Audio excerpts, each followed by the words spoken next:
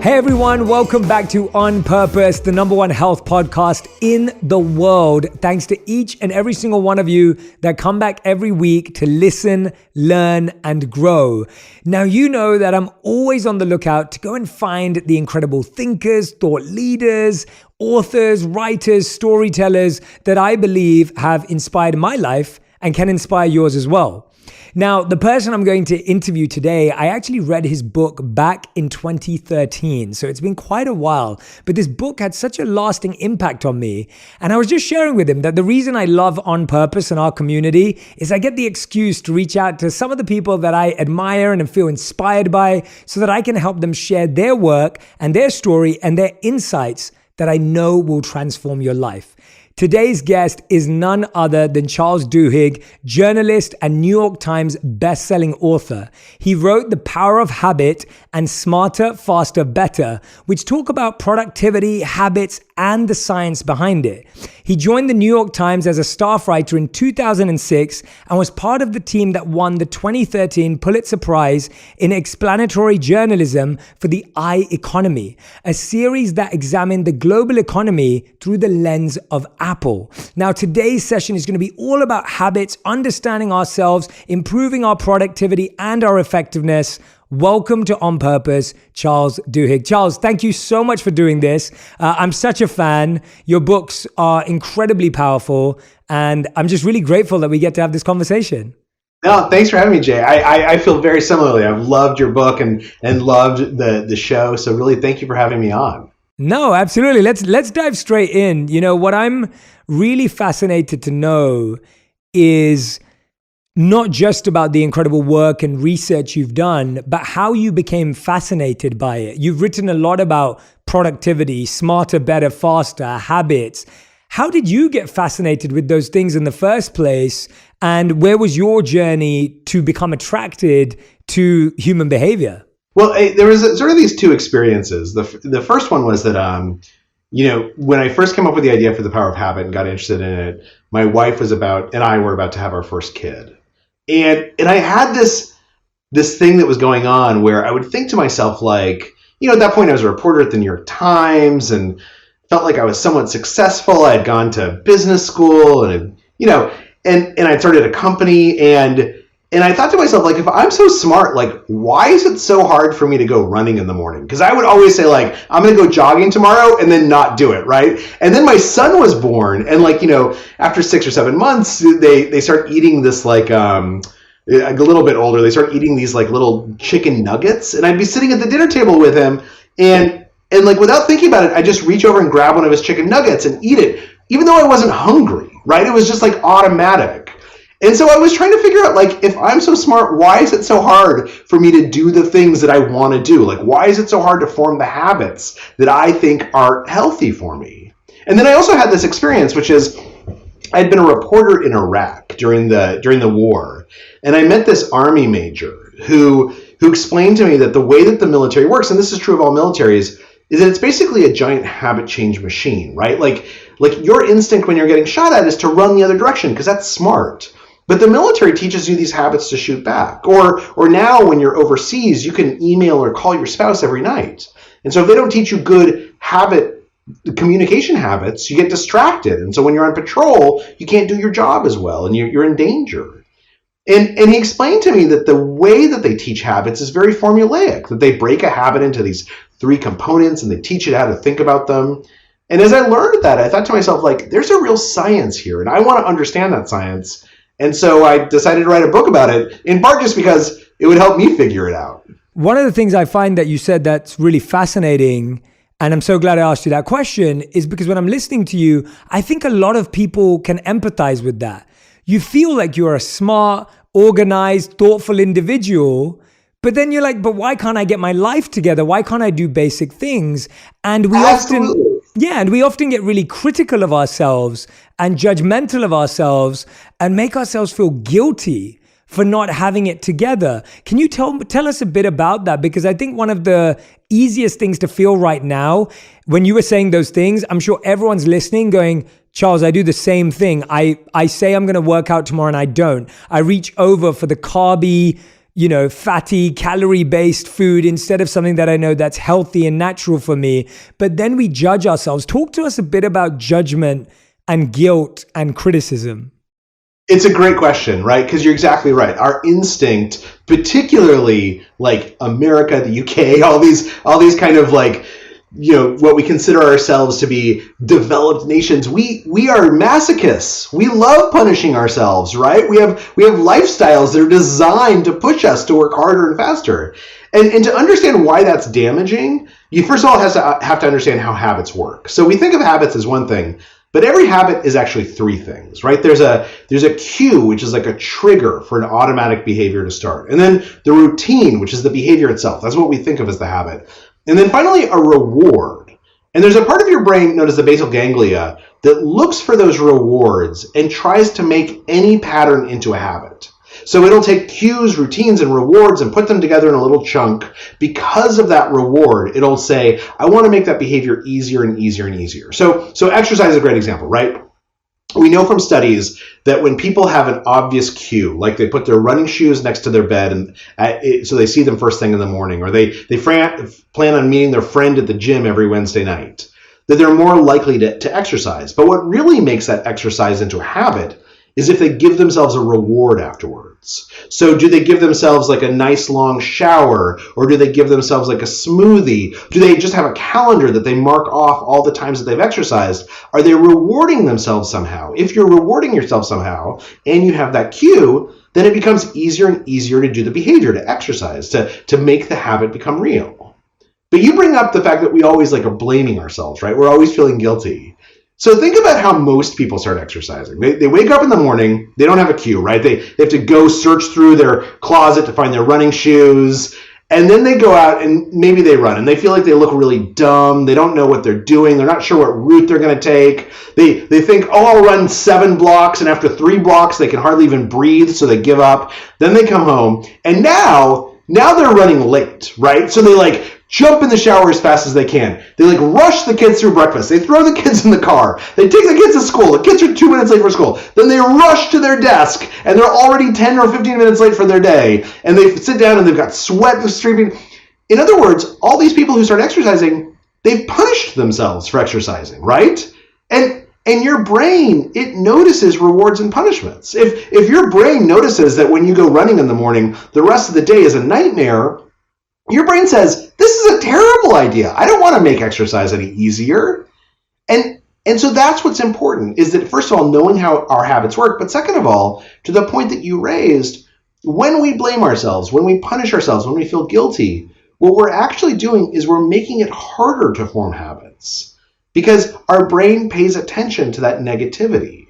What we need to do is we need to find the rewards. We need to allow ourselves to indulge in the rewards, to enjoy those rewards. Because that's how your brain will latch onto something and say, I want to make this easier and easier and easier to do. Charles, this is why I love you, and this is why everyone should read your book, because everything you say is just so methodical, relatable, practical. Genuinely, I'm loving this conversation already, because I can totally understand that anyone who's listening or watching right now, they're thinking, yes, that's exactly what I'm doing. That's exactly what I'm going through. That's exactly what I'm experiencing. I want to take a bit of a quick tangent on this, because I like that you said that you thought about this before you had kids. And what's really fascinating to me, at least, is a lot of people don't really start thinking about their habits until after they have kids. Because up until before that, we're just kind of living, and maybe you don't need to be as disciplined. Maybe you don't need to be as organized. I don't have children yet. And so I live a highly disciplined, high performance, productive, effective lifestyle. And what my friends will always say to me is, Jay, wait till you have kids, right? Like I hear that all the time. And my take is, I don't have kids, and so I completely understand that I have no wisdom whatsoever on what it means to be a parent and try to live a mindful lifestyle, and I don't claim to know anything about that. All I know is that I'm trying my best right now to use my time really wisely. I wanted to hear from you, when you started to work on your habits before and after, how does having children affect that, and which were habits that you held on to and that have been useful, and which were habits that you had to be okay with giving up? Because I think sometimes, again, as parents, I hear a lot of parents judging themselves. and saying, oh, I'm not doing this, I'm not doing that. But then we forget that, of course not. You have a whole nother human or two humans or more to take care of. Walk us through that a little bit, just as a tangent. Well, I think that there's this axiom, which I think is true, which is that, if you're a good employee and then you become a parent, you will never, ever be a good employee or a good parent at the same time for the rest of your life, right? Like, part of being a parent is getting at peace with the fact that you're not going to be able to excel quite as much as you did previously in every aspect of your life. And much like you, before I had kids, I just worked nonstop, right? I loved working. I loved being a reporter. I loved reporting and writing. And then we had kids. And it actually illustrated something to me that came up a lot in the research, which is important, which is, if I was to ask you to give up part of your life right now for children, it would seem at best neutral and probably negative, right? Because you don't know the love that you're going to feel about having a kid, right? You know it intellectually, but you haven't felt it yet. You haven't had that enter your life. And one of the things we know is that it is very hard to give up anything, including habits, when the alternative is a vacuum. In fact, this is actually known in the psychology literature as the golden rule of habit change, which says you should not try and extinguish habits in your life. Because the truth of the matter is, you can do it for a while, but those habits exist in your brain. There are neural pathways of that cue, that routine, and that reward that are all put together. And it's always going to be there. And so in a moment of stress or a moment of anxiety, you're going to fall back on that habit. What you should do instead is change the habit. Find something new to fill that hole in your life, right? Some new behavior that corresponds to the old cue, that delivers something similar to the old reward. And for me with kids, what happened was, we had kids, and you're right, suddenly I had to stop working quite so much, because if nothing else, my wife was like, where are you? Like, I need your help. You need to come home. And babies are wonderful, but one of the things about them is that they're exhausting and kind of boring sometimes. And so it's hard when you're a new parent. It's hard to give up this old lifestyle you had that you spent years building towards. Now suddenly you have to, be up at 2:00 in the morning and look terrible and smell terrible and never get to shower. And so one of the things that I realized, I think other people realize too, is instead of seeing it as giving something up, you have to see it as opting for something else, right? One of the habits that I found I developed once I had kids was the habit of just much more being present with my children.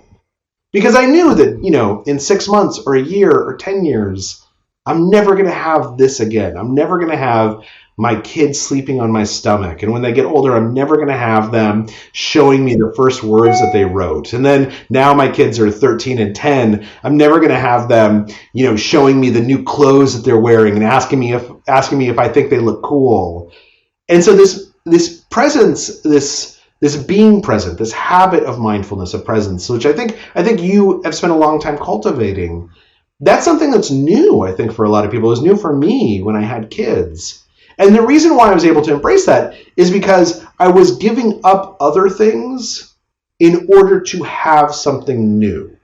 I had to change my thinking about abandoning all these habits which I loved, which had made me successful, for a vacuum, and rather saying, look, I'm not going to be able to work until 10 o'clock at night anymore, right? I used to be able to sit down at my desk at 9 in the morning and power for 13 hours. Now I'm going to go home at 5:30.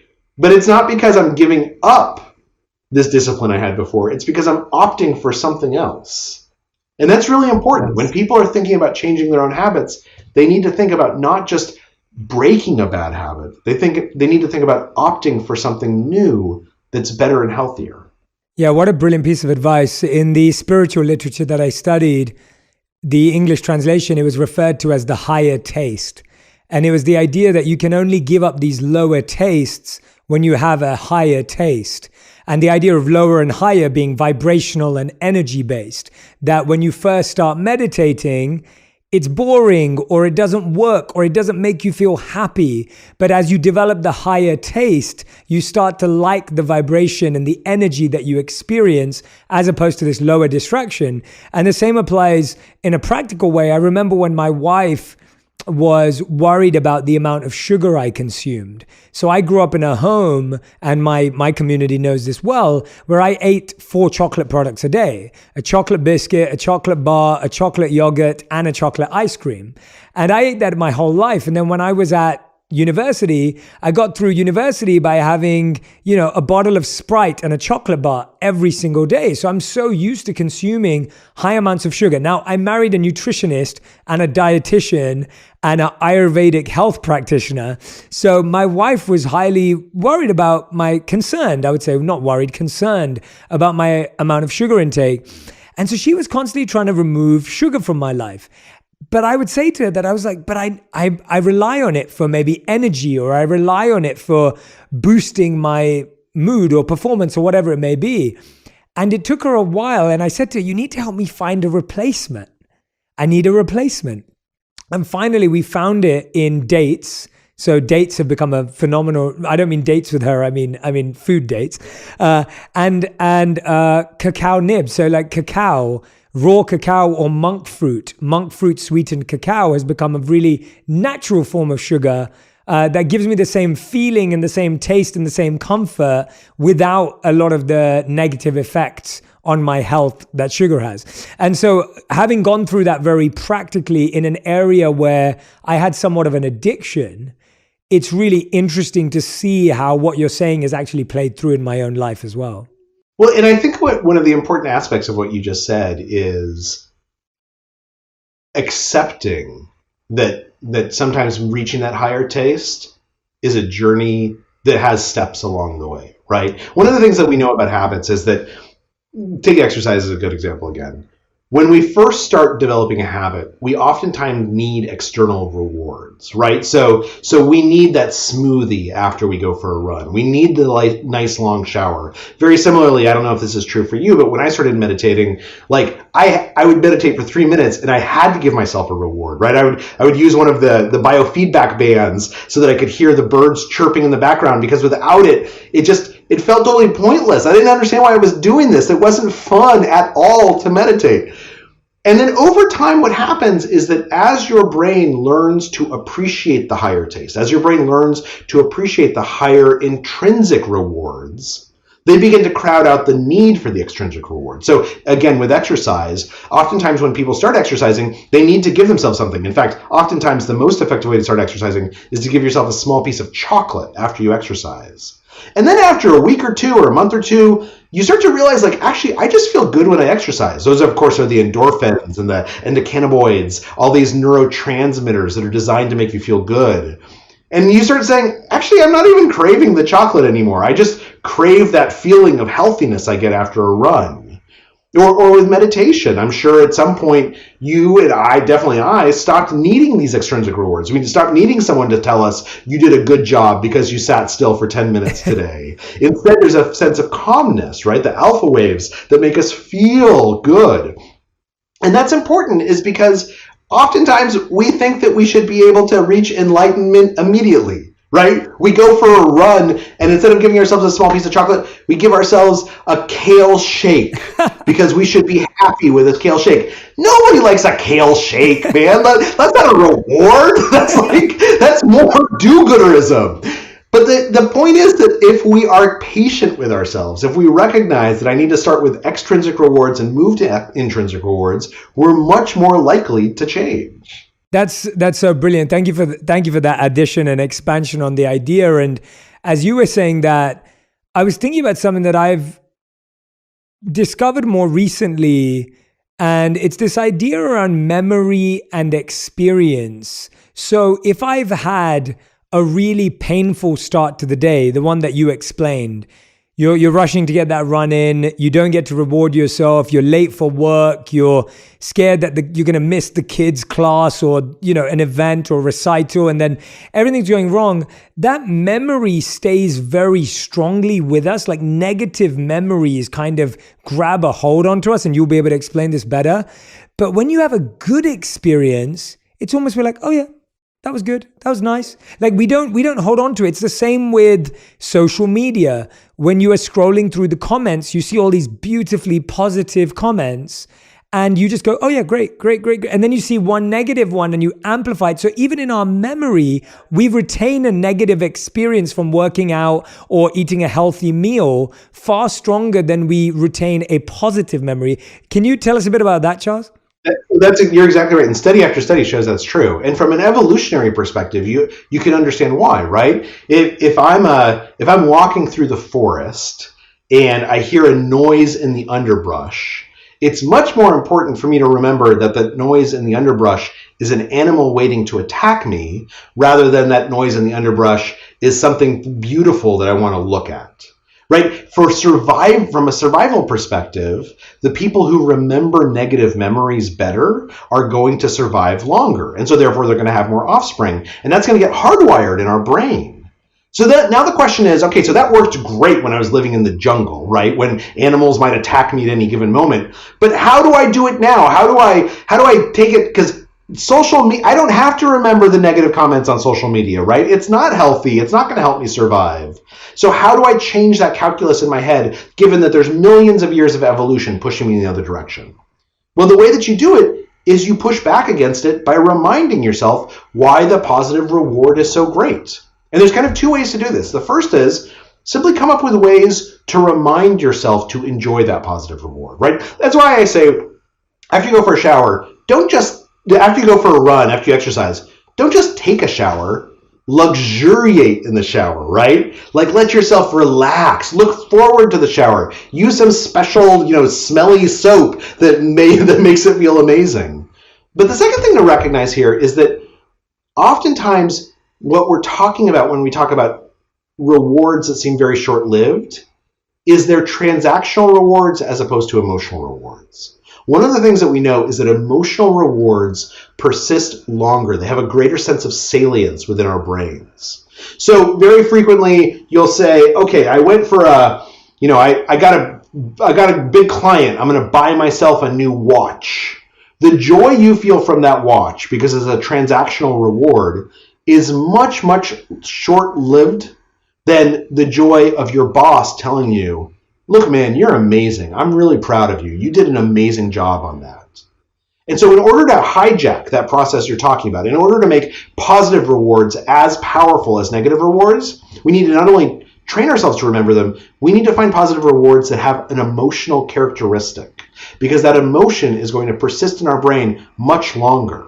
That's also why, for instance, when you bring up the negative rewards that are so easy to remember, they're always emotional, right? It's not someone saying that your point is a bad point or disagreeing with you logically. It's someone saying that you're an idiot or that you look stupid or making you feel bad. So we got to fight fire with fire. Find rewards that aren't just material. Find rewards that aren't just transactional. Find rewards that are emotional. And most of those emotions, frankly, will come from other people as opposed to things you can buy. Yeah, I appreciate you forming that distinction between emotional rewards and transactional rewards, because you're so right. It's so natural to gravitate towards a transactional reward because that's how society has rewarded us too. You get a medal, you get a physical depiction of your achievement, you get an award, you get a trophy. And so the watch becomes a trophy, or the car becomes a trophy, or a house becomes the trophy. But as you said, it was the appreciation that you were seeking, or the affection or the acknowledgement of what you've done. And it's really interesting you say that. So one thing that's really helped me is I discovered that the things that are actually good for me, they're hard before and they're easier afterwards. And the things that are generally unhealthy for me feel great before and feel terrible afterwards. So taking your example of going to the gym, when I wake up, it's unlikely that I want to run to the gym. I've become better at it, and I go to the gym 4 or 5 times a week. But there's still maybe a morning when I wake up and say, I think I need to take it easy today. But I push myself to go. And when I leave, I go, I'm so happy I went. And I'll come home and I'll say to my wife, I'll say, remind me of this moment that I told you that I'm so glad that I went. And every time I tell you in the morning that I don't want to go to the gym, remind me of this, that when I come home, I'm always beaming, I'm full of energy and full of vitality and life. Please remind me of this. And it's almost like that human reminder from her is all the emotional reward I need to remember that physical, emotional, tangible effect that going to the gym has on me, or eating healthy. Absolutely. And it works the other way around too, right? Like when I go to dinner with my wife and there's like some creamy pasta dish on the menu and I'm like, oh man, I'm starving. Like that sounds so good. And then I eat it and I tell my wife, like, next time just remind me, I feel terrible after eating this. Like I feel so gross. And you're exactly right that and in fact within psychology there's a really interesting science known as implementation intentions, which basically says, look, at the moment when you have to make a decision, oftentimes that's the worst time to make a decision because there's so much going on inside your head that's going to nudge you one way or the other, right? Everyone knows this. If you go grocery shopping when you're hungry, you're going to buy crazy, crazy things, right? You're going to spend way too much money. So everyone has lunch before they go grocery shopping so they can make wise choices. And we can apply that policy throughout life. Like if you're going to go out to dinner, don't wait until the last minute to decide what you're going to order for dinner because you're going to be starving. Decide in the afternoon, look up the menu online so that you can make the decision when you're not hungry. And those implementation intentions, saying to yourself, I have an intention to implement a decision at a particular moment. I have an intention to try and determine ahead of time when I should make choices and what I should do when I see certain stimuli. That is how we gain control over our behavior. It's kind of unfair to ask yourself to be a saint all the time, particularly when you're surrounded by temptations. It's a lot easier to be a saint and decide to be a saint when the temptations are to remove, because then when the temptations come along, you've already made your choice. Yes. So well said. I think one of the biggest things that affects a lot of people who may be listening to this are this idea of, well, especially because you brought up decision making, Charles, the idea of procrastination and overthinking. And that seems to be a huge challenge in our society today because the level of information analysis and overload that we're dealing with is so high. I read a study a few years ago that said we experience through the news, social media, we experience more tragedy in 24 hours than we used to in our whole lifetime 25 years ago. And when you think about that, you're comparing 24 hours to a 70-year lifetime. That is, the brain hasn't had enough time to catch up and evolve.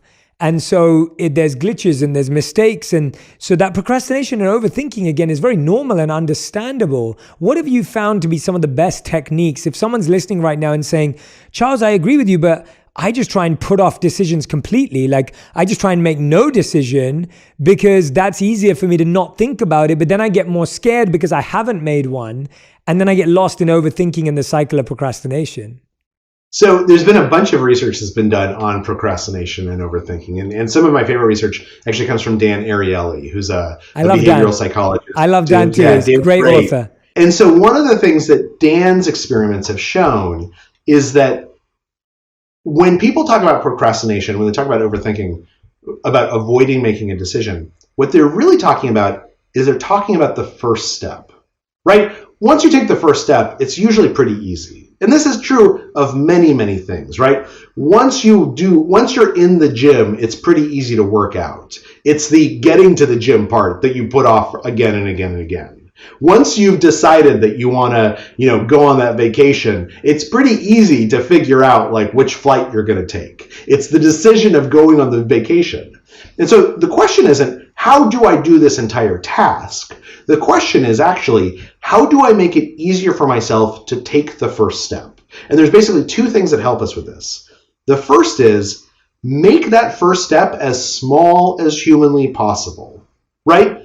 If you're talking about going to the gym, if you're talking about exercising, don't sit down ahead of time and figure out what the next 3 months of workouts are going to be like. Instead, make that first step simply to say, look, I'm going to have my gym clothes in the car. The first step is literally all I have to do is get in the car, turn on the ignition, and get out of the driveway.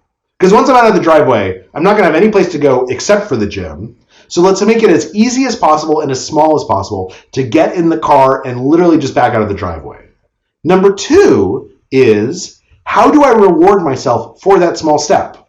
Now, most of the time when we think about going to the gym, we say like, oh, I'm going to put off the reward until I've done the whole workout. Or if you're really a masochist, you're like, look, I'm going to train for a half marathon, which is what I train for half marathons. I'm going to train for a half marathon. I'm going to put off the reward until I run the race 12 weeks from now. That's not going to work. Like what you need to do is you need to get that reward as fast and as early in the process as possible, even if it's just a small reward. So if it's a matter of backing out of the driveway, it can be as small as just feeling good about yourself for backing the car out of the driveway. You've accomplished what you needed to do today. If you get to the gym and you work out for 4 minutes, that's okay, because the entire point was just to get to the gym.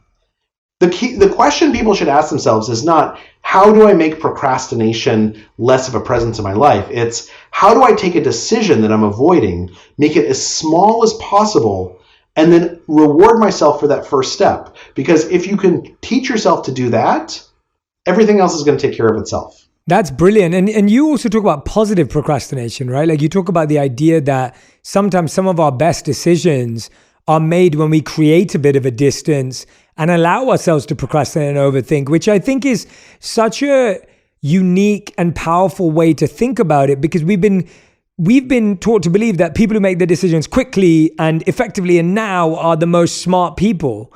And what you're actually saying is, well, no, procrastination can be a really healthy, positive thing. And I see that in my life sometimes, that there are some decisions that I allow to simmer for a month.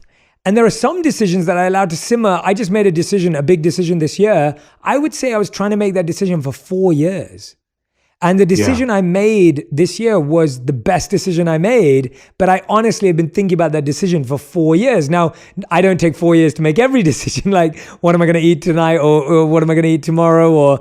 But I think some decisions demand that level of thought, because the reason why I took 4 years is because that is going to impact more than the next 4 years of my life. That's why that decision took what was that the long. decision? What was the decision that took you 4 years? So the decision that took me 4 years was there was something I was working on, and it was either, do I do this myself or do I partner with someone where I can create something really powerful? So it's like, do I build it from scratch or do I work with someone who's already advanced in that area and build onto and expand what they've already done? Adam Grant writes about this very eloquently, right? About positive procrastination.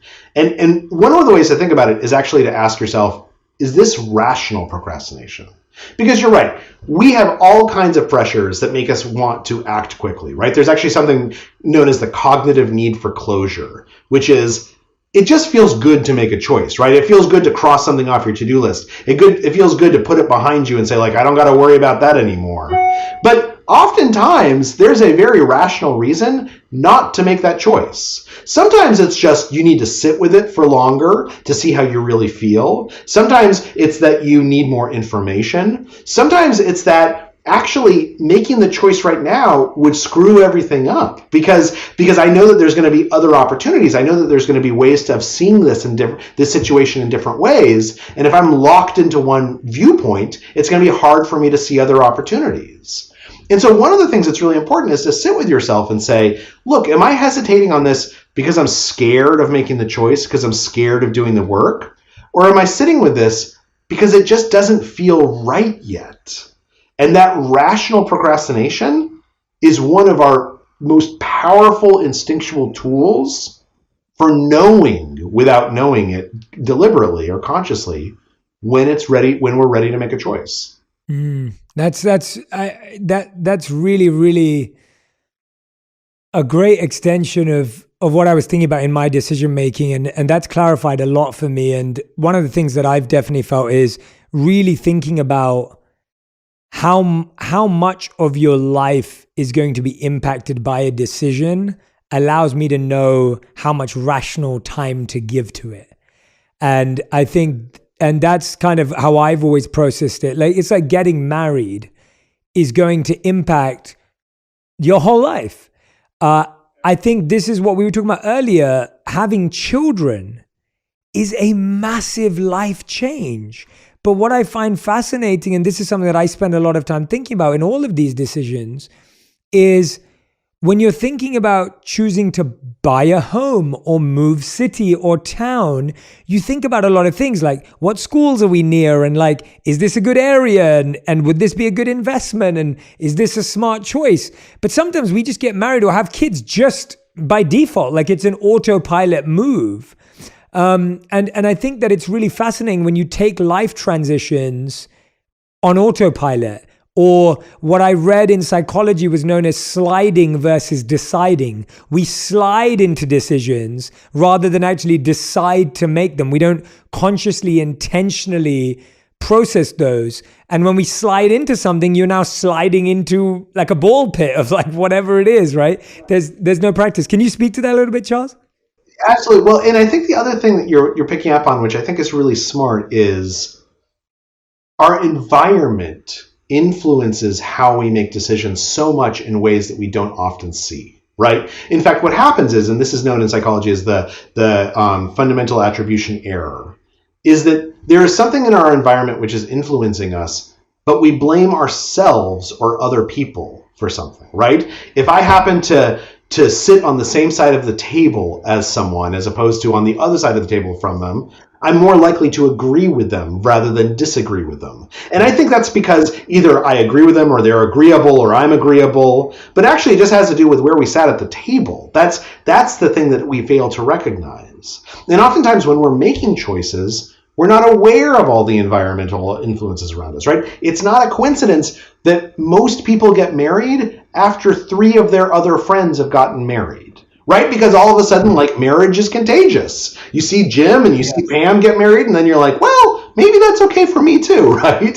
Same thing happens with kids. And so one big question, and this is kind of the focus of my second book, Smarter, Faster, Better, one big question is, how do we build the habits that force us to slow down and think more deeply about the choices we're making when thinking deeply is hardest? Right? Either because we feel like we're in a panic, or we feel like there's a lot of pressure, or there's things that are happening around us that are happening very quickly. How do we force ourselves to slow down and make more deliberate choices in those moments? And the answer is, you just build habits to do it. More importantly, you build what are known as cognitive routines. You build these almost like tripwires in your life that force you to slow down. So for some people, for instance, this can be as simple as saying, before I make any big choice, I always have to call my spouse and talk it through with my spouse. Now, if you're making a big choice at work, your spouse doesn't know anything about the pros and the cons, right? Your spouse isn't going to actually give you any great advice. All your spouse is going to do is listen to you. But that tripwire, saying, I don't make any big decisions without talking to my spouse first, that's to help you slow down. Force you to explain the pros and cons to your spouse. Force you to make sure that you are seeing everything from every perspective. These tripwires that we build into our lives, they are the things that let us think more deeply, particularly when thinking is hard. And they are ultimately habits. Yes. A reminder I like to share with people is that you're not ahead or behind. You're not early or late. You're not forward or backward. Like, you're in the right place right now where you need to be to slow down and make this decision. And when we start making decisions based on, I'm missing out, they're doing it, we're so late and behind. Now, all of a sudden, you're completely working against what you just said, which is finding that space and time and silence and stillness to say, where do I want to move, and how do we want to move, and what decisions do we want to make? And I'm so happy with the way you're explaining them through science, because I think we hear these affirmations, we hear these ideas often, but we don't realize that they're actually based in how our brain works. In something real. Yes, exactly. And this is why, this concept of FOMO, right? Fear of missing out. Yes. You have to think about, how do I protect my environment so that I know that these forces aren't influencing me, right? I mentioned before that the fundamental attribution error is that we mistake something in our environment for something that's internal to our character. That if we take that seriously, we have to think about our environment. So for instance, take social media. I don't check social media during the day. I allow myself to check it once in the morning, and then when I get home from work and after dinner, then I check it then. But the rest of the day, I don't. And the reason why is because I don't want that influence impacting my brain. Like, I find that it distracts me. I find that it emotionally manipulates me, right? I see something about Ukraine, and then suddenly for the next 15 minutes, I can't get any work done because I'm obsessing about what happened on a battlefield, where obsessing about it at that moment does not make it better. It doesn't change the facts, right? In fact, if I put it off to thinking about it that night, maybe I can make a donation that actually helps. But thinking about our environment, thinking about how we structure our environment so that those influences that we know that we're prone to are not present, that's really important. But it's something that we don't learn how to do as well as we should. Yeah, so true. So beautifully and brilliantly explained again. I want to talk about your second book a bit because I think the idea of productivity is so interesting right now. And productivity has a good and a bad reputation in different ways. So productivity, of course, and we'll dive into it and how we can become more productive and how we can become more efficient, effective. But before we do that, I also want to address the idea of a lot of people struggle with productivity today because it became so equated to our value and worth in life. So the reason why some people are questioning whether productivity is a good metric of anything is because they say, well, I don't want my value or I don't want my worth to be based on how productive I feel I am. So I just want to address that before we dive into it. Now, the caveat to that is I consider myself a highly productive person. I consider myself a high performer. I had to make a really interesting decision a few years back. And I realized something very clearly when I don't think I had all the best habits that I could potentially have. And the question I asked myself was, I either have to slow down if I want to keep doing what I'm doing at a high level, or I have to improve my health habits. Like, those were my two choices. I was like, if I want to keep doing this for a long time and I want longevity and I want to serve and I want to make an impact and I want my work for many, many decades to support people and serve people and help people, then I'm going to need to either slow down because otherwise I'll burn out, or I need to up my health game. And I chose the latter because I was fascinated by, well, what can I do to perform at a higher level and maintain, but still take breaks and manage? And I've definitely found that with the methods I've taken, where every year we'll stretch just a little bit and a little bit more the next year and the next year, you find that your capacity is just, I do more today than I've ever done in my whole life, but I'm more fulfilled and it's beautiful. And then I still know when to take breaks. And again, I'm not perfect and I haven't figured it all out, and I still get tired and I still get exhausted and I still have days where I don't want to do stuff. So I'm not perfect by any means, and I'm not saying I am. I'm just saying that it's been interesting to see how having certain positive habits like sleep, diet, exercise, meditation, like those 4 simple habits have expanded and extended my productivity. Then my productivity actually feels less and productivity feels harder when those 4 things were not aligned. Again, I don't have kids, so I'm not saying any of this as like advice. I'm just saying stuff that I'm thinking about and working on. So talk to me a bit about, Charles, about this idea of people getting scared about their productivity being how much they feel they're worth and how they value themselves. So I think it's a really, really good point. And I think you just illuminated the distinction here that's really essential, right? Which is productivity is bad when it's defined by other people for us, right? If I said to you, Jay, like, you are not productive unless you make $1 million this year and you run 3 marathons and you write 2 books. That's not productivity, right? Like, that doesn't feel like productivity to you. What productivity really is knowing your goals and being able to achieve them with less stress and strife, not making yourself miserable along the way. So what's important here is to say, I'm going to be productive based on the goals that are important to me, not the goals that are important to other people, not the goals that are important to society. So from an outside perspective, I might say, look, Jay, if you're sleeping 8 hours a night and you're meditating and you're exercising, like, that is not productive, man. Like, you could sleep 6 hours a night, and that meditation, like, cut that down to like just 5 minutes a day and you've got some extra time to get some work done, right? But what matters is not what I think is productive for you. What matters is you being able to think about what's productive for you and being able to achieve that. So you know that a productive day includes meditation. It includes sleep. It includes feeling good about yourself. So the first question that we have to do is we have to sit down and say, what does productivity mean to me based on what I want?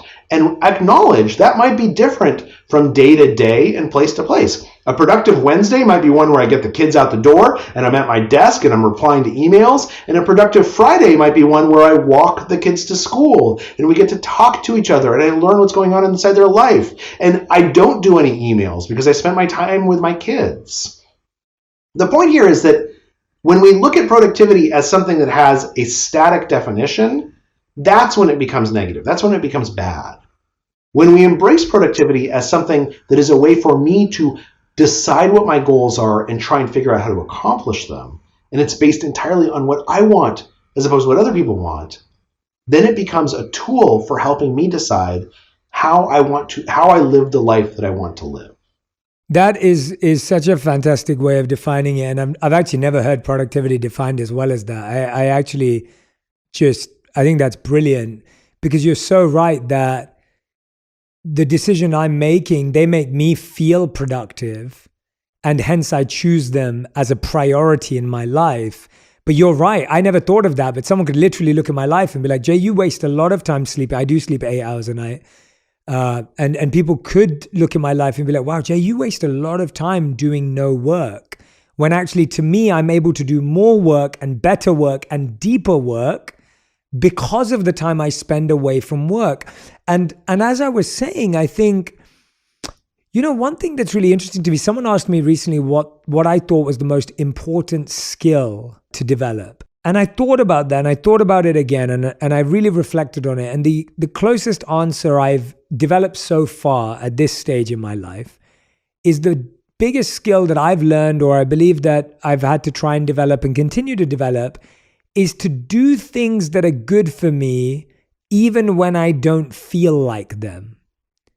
And because I think that a lot of what is good for you, you won't always feel like doing it. In my experience, at least, I don't feel like eating healthy all the time. I don't feel like exercising all the time. I don't feel like meditating all the time. I don't feel like doing something, but I know that when I do it, it creates great joy, nourishment. And me and my friend recently, we're talking about this idea of what makes you feel good versus what makes you feel nourished. And we were going back and forth about the idea of like feeling good is great. There's nothing wrong with it. But when you feel nourished, it's wholesome, it's fulfilling, it's so powerful.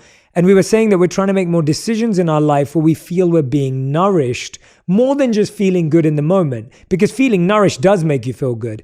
So I would love to hear your thought process around that, because I think what we often look at is people say, well, I don't feel motivated to do that, or I don't feel inspired to do that. And often I would say, I don't feel motivated and inspired to do a lot of the good stuff that I do. I can't, I would be lying if I said I wake up every day motivated and inspired to do what I do. I don't. There's plenty of mornings where I wake up and I think, I don't feel like doing anything today.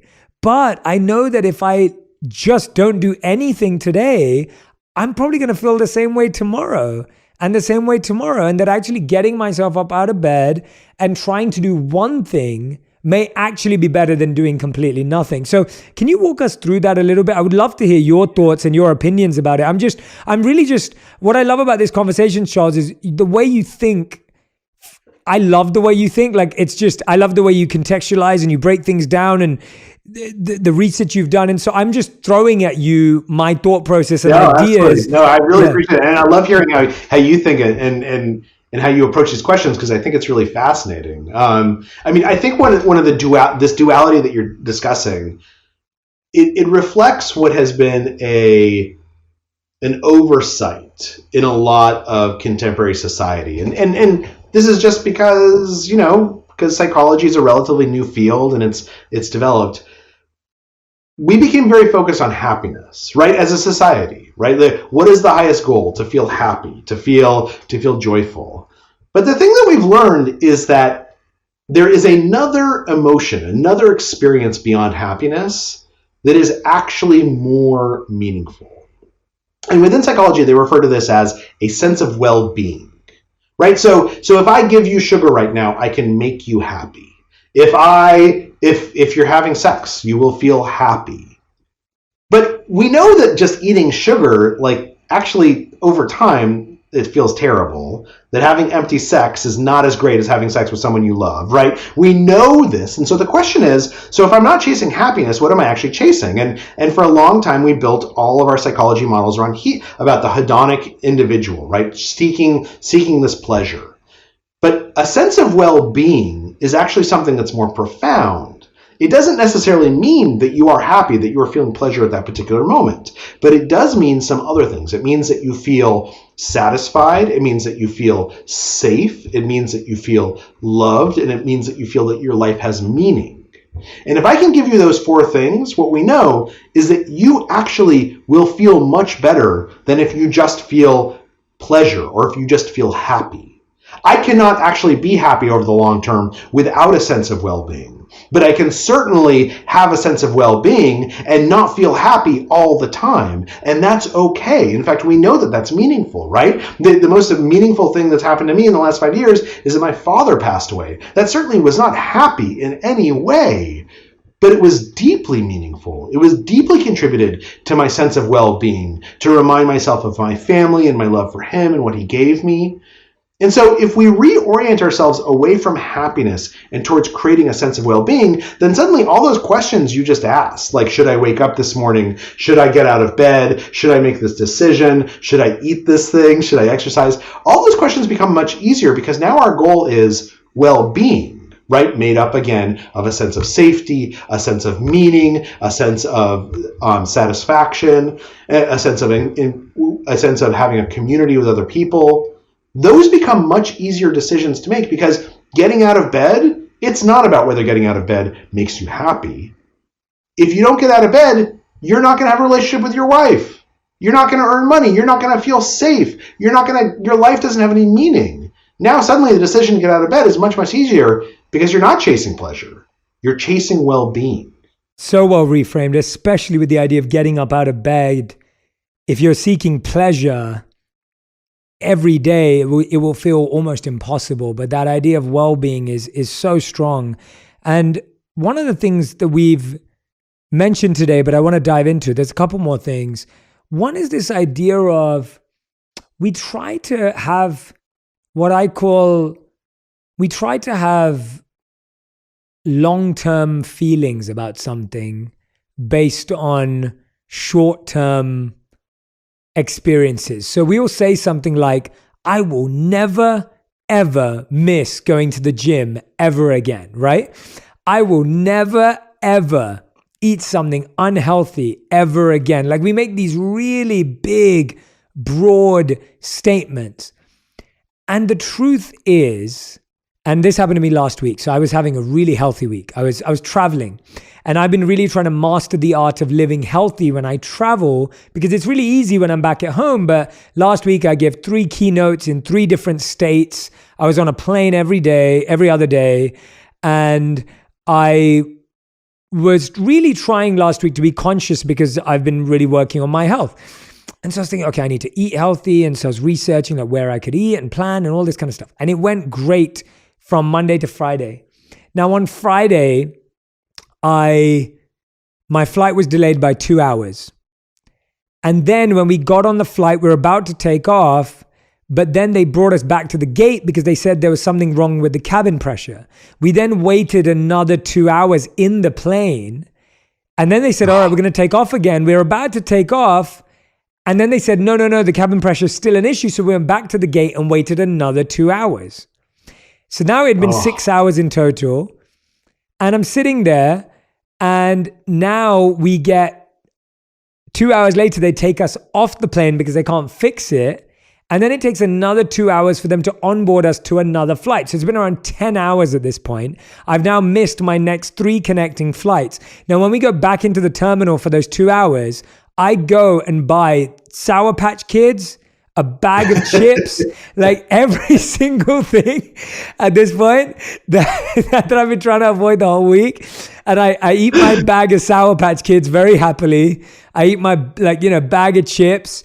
I'm about to go and buy myself a burger and fries as well at the airport. And I do. And I loved it. It was great. Like I wasn't sad about any of it. I was like, this is great. Like this is what I needed to deal with the last 10, 12 hours. And I feel lucky and I feel lucky and privileged enough that I could eat, right? Like because there's that was a privilege in and of itself. Now here's the thing.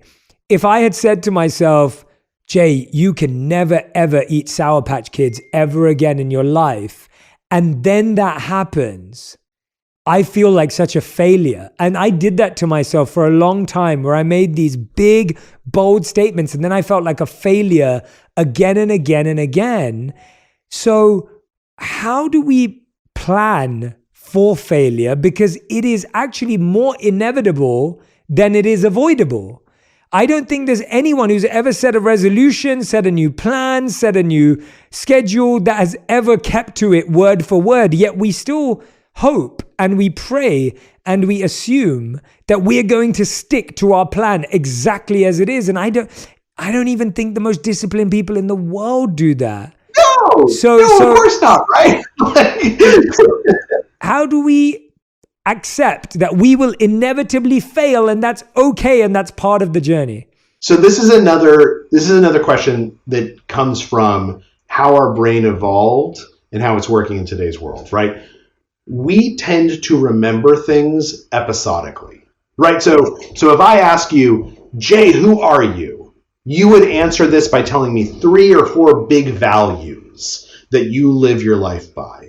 If I ask you, tell me about your wife, you're going to tell me what her job is, or you're going to tell me about the time you met, or you're going to tell me about what your wedding was like. We tend to remember things and describe things in terms of stories, and because stories always have pivot points, right? There's a beginning, a middle, and an end. There's where the plot twists. There's a character, and that's great. That helps us remember things. But we don't live stories. We live day to day. We live waking up, and 90% of our time is spent taking a shower and going to the office and doing these things that we don't really remember at all because we don't have to remember them. Because again, in a state of nature, when the boar is charging at you, it's a lot more important to remember what the path looks like where the boar lives than to remember all the paths where boars don't live. So as a result, because we think this way, because we think in stories, we need to recognize that. We need to say, like, my instinct is to say these grand things, to say, I'm never going to eat again. I run half marathons. I work out 3 times a week. Because that's a story I can tell myself that helps me remember who I am. But the way I actually live is day to day and minute to minute. And sometimes I get off track from that story. And that doesn't mean that that story isn't true. That doesn't mean that that story doesn't work anymore. That doesn't mean that I've changed. It just means that the story of my life is much bigger than the story I tell myself and others. And once we acknowledge that, once we accept that, it's enormously empowering, right? If you go back to Aristotle once said, that our habits are our lives. What we do every day is how we ought to be judged. So excellence then is not an act. Excellence is a habit. And this is important because what he was saying is one moment of bravery, one great decision, that's the thing that we're going to write in the histories. That's the thing that we're going to remember. But that is not excellence. Excellence is more often than not waking up in the morning and doing the right thing. And that doesn't mean that you do the right thing every single morning. It just means that for 4 days, you resist the Sour Patch Kids. And in fact, on the 5th day, you probably would have resisted the Sour Patch Kids until you have to spend 10 hours in an airplane in an airport, at which point it's just fine to have some Sour Patch Kids and not have to say to yourself, by the way, I'm a bad person now. My whole story in my head about who I am has just been exploded. No, it's just one moment. What matters is what we do on average every day. That's how we should judge ourselves. Yes. Thank you for giving me the permission to eat Sour Patch Kids whenever I like. But no, it's so useful to hear you walk us through that as an exercise almost in our head. And I think a lot of what you've shared with us today is really exercises, reflections, questions. I hope everyone's making notes as you're listening and watching. And if you're not, this is definitely one of those episodes to go back through, because I've asked Charles questions not based on, it would have been easy for me to ask Charles, how do you create good habits and how do you end bad habits? And I think we've talked about all those things in, hopefully for all of you who are listening and watching, really interesting, personal, practical ways so that you can actually apply it to reality rather than a set of to-dos. Now, I do want to talk to you about to-do lists, Charles. Do you believe that to-do lists work? What's the best way to structure our day to actually feel like we're creating momentum and movement? And I think that's the difference. I look at each day and each week, not by how much I achieved, but by how much I moved the needle, right? Like, it's how much momentum have I gathered is more interesting to me than how much have I done. Because I think sometimes some things take 4 years to get done, and sometimes things take 4 months, and sometimes things take 4 days or 4 hours. But if every day I ask myself, what did I do today? Sometimes I can feel, so how do we use to-do lists effectively? Because we all have things to do.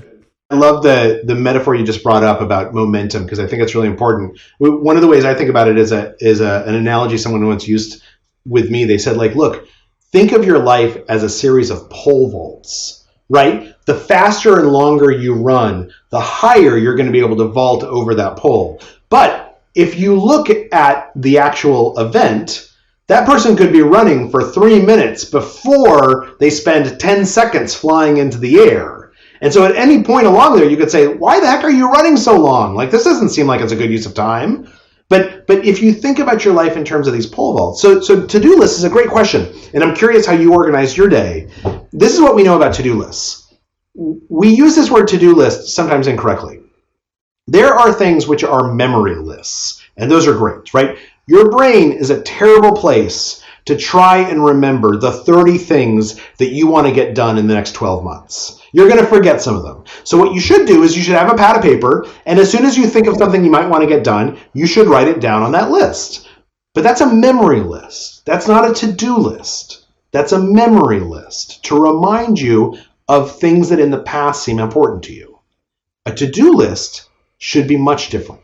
A to-do list should be something that you write every morning or every night before that you leave work, which is when I do it. I sit down, the last thing I do every day is I write on an index card what my to-do list is for the next day. And that to-do list, optimally, should only contain like one thing. The most important thing that you can get done tomorrow. The thing that if you do it, it will move that needle. It will change your life in a better way. Now, sometimes you can get that thing done. So oftentimes what I'll do is I write down 3 things. This is kind of crazy, right? I write down the thing I want to get done tomorrow. If I get that thing done, the second thing I want to get done. And then I sometimes will guess what ought to be my top priority for the next day. And sometimes I'm right and sometimes I'm wrong. But at most, my to-do list has 3 things on it. And what's really clear is I'm not looking at 2 and 3 until number 1 is done. Now, of course, every day is filled with more than one thing, right? So I also have a calendar where I have these meetings I have to go to and I have these phone calls I have to make. And sometimes the path to getting that one thing done involves 10 or 12 different steps, and I might jot down those steps just to remind me what they are. But the point is that whenever I look at that index card, I am reminding myself there is one thing that if I get it done today, it will change the trajectory. It will make my life better.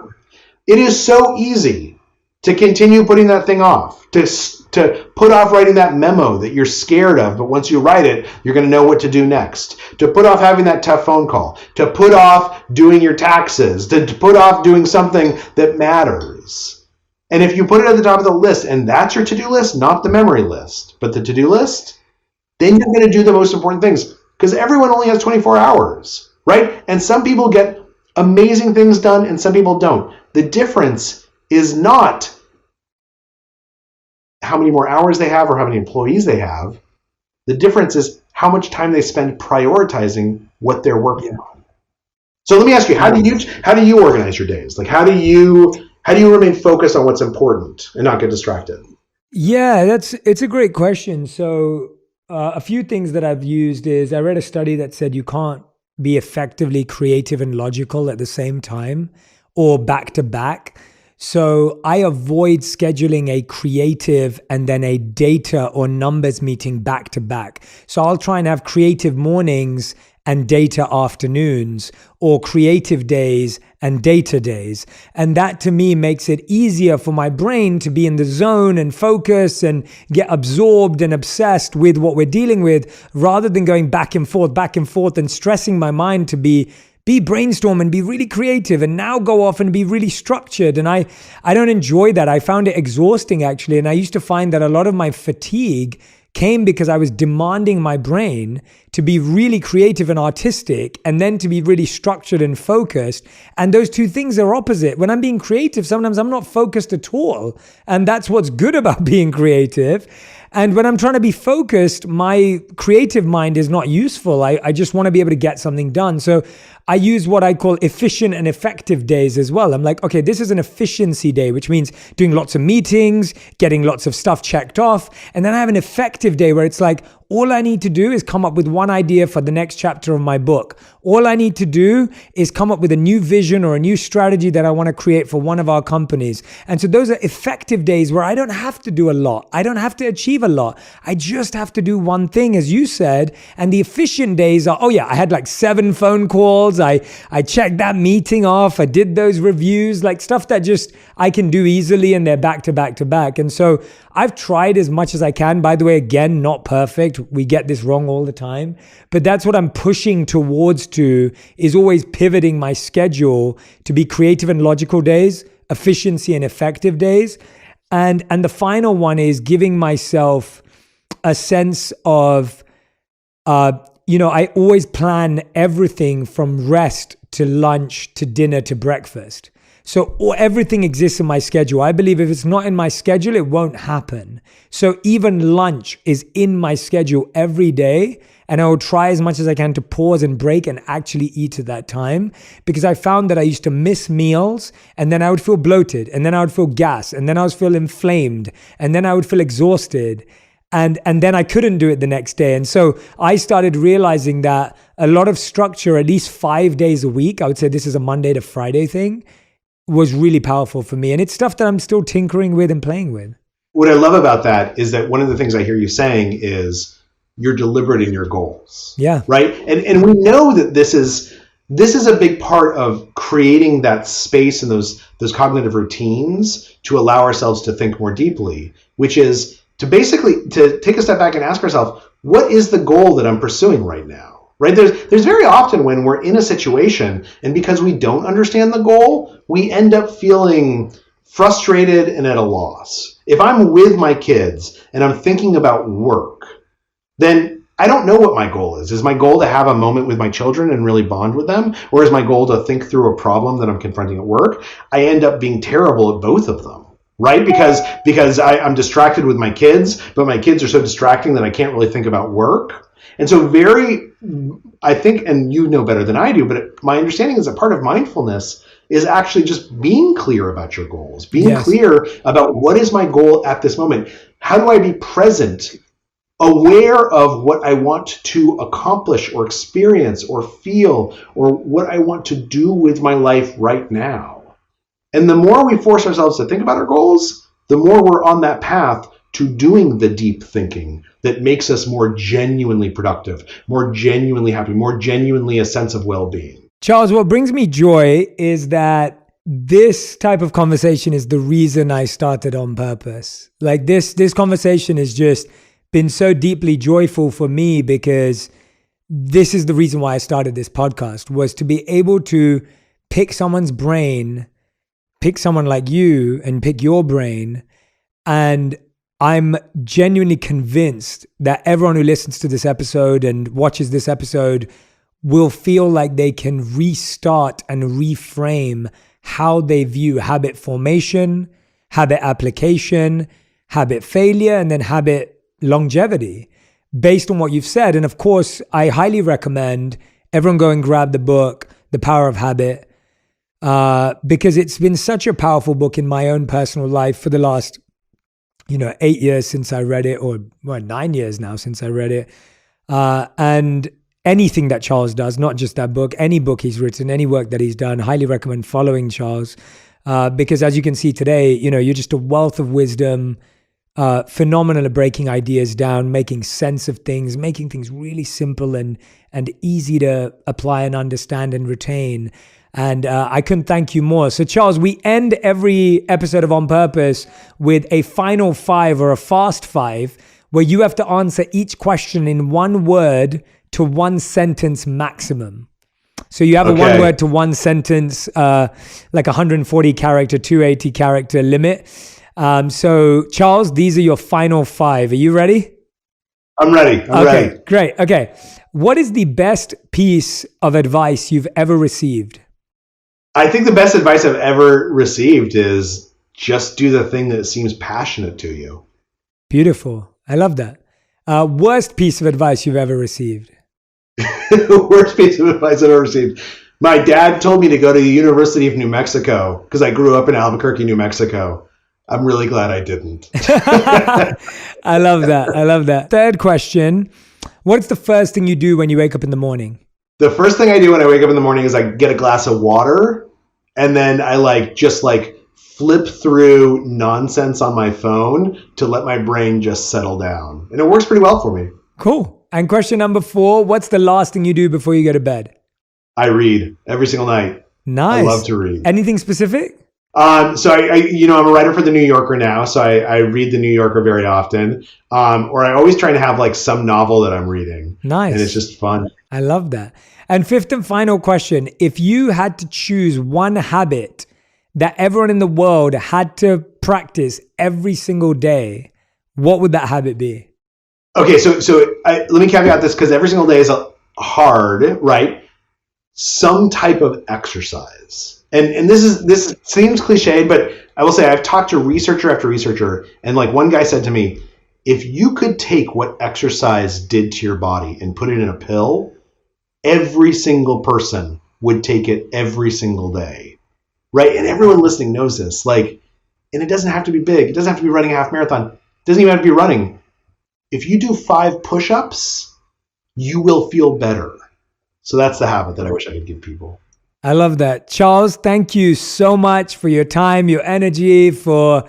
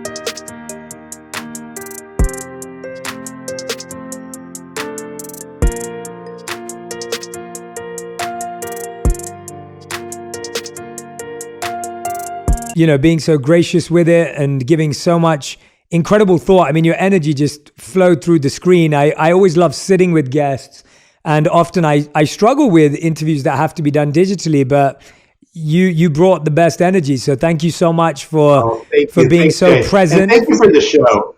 I'm a huge fan of the show, and I really do think that your conversations and your ability to draw out of people insights and the warmth that you bring to it, it makes it so much fun to listen to, but also so useful. So thank you for all the stuff you're doing. Well, no, thank you, Charles. And I'm excited to have you back on. So I know you're working on a new book. We won't say anything.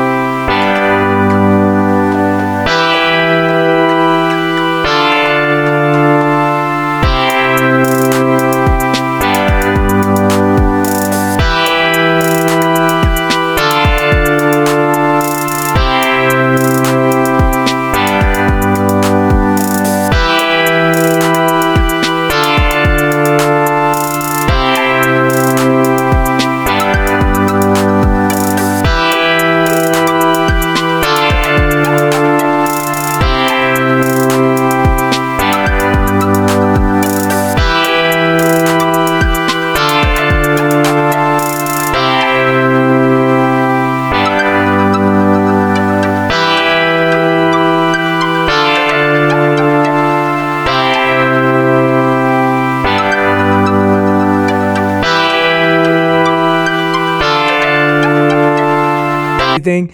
But when that comes out, we'd love to have you back on, and stay in touch. If you're ever in LA, come and say hello. I'd love to meet you and love to connect and hang out for lunch or dinner or something. But genuinely, thank you so much, Charles. And for everyone who's been listening and watching, make sure you tag me and Charles on Instagram, on Twitter, on Facebook, on TikTok, whatever platform you're using, to share with us what resonated with you. What's a new habit that you're going to work on? Maybe your New Year's resolutions didn't work out and you're going to use this episode as a reset or a restart as well. So please, please, please do tag us, because I love to see what connected with you, what resonated with you, and what you're going to put into practice. Thank you so much for listening. Make sure you pass this along to a friend or family member.